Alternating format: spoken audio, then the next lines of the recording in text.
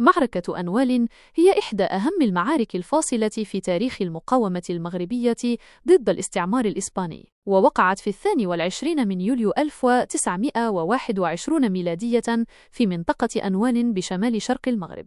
تعرف هذه المعركة في إسبانيا بكارثة أنوال ديزاستر أنوال نظراً للخسائر الفادحة التي تكبدها الجيش الإسباني فيها.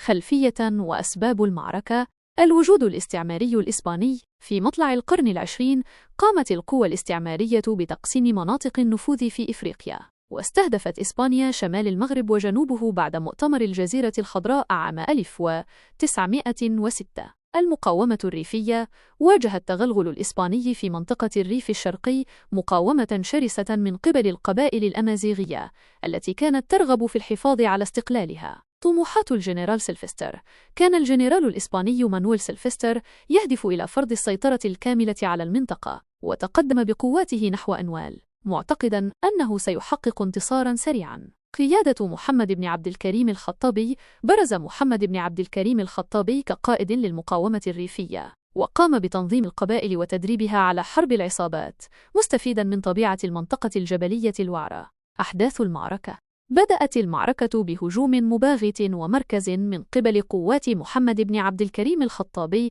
على القوات الإسبانية بقيادة الجنرال سيلفستر المتمركزة في أنوال. استدرج الخطابي القوات الإسبانية إلى مناطق جبلية صعبة، حيث استخدم تكتيكات حرب العصابات ببراعة. تمكن المقاومون من إلحاق هزيمة ساحقة بالإسبان، الذين فوجئوا بالهجوم المنظم والمكثف. نتائج المعركة: كانت معركة أنوال بمثابة كارثة حقيقية للجيش الإسباني، حيث خسائر فادحة.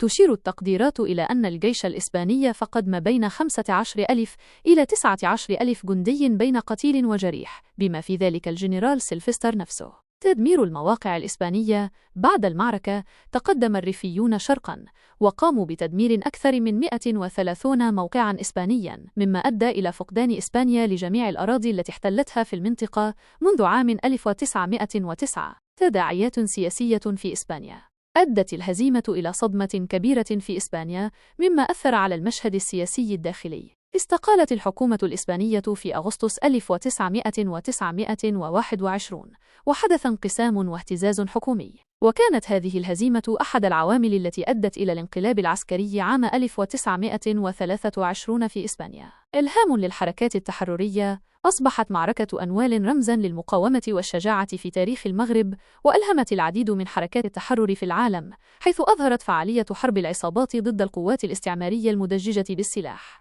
تأسيس جمهورية الريف: بعد هذا الانتصار سارع الخطابي إلى تنظيم المناطق المحررة إدارياً ومالي، وقام بتأسيس مجلس سياسي وجيش نظامي، مما أدى إلى إعلان جمهورية الريف.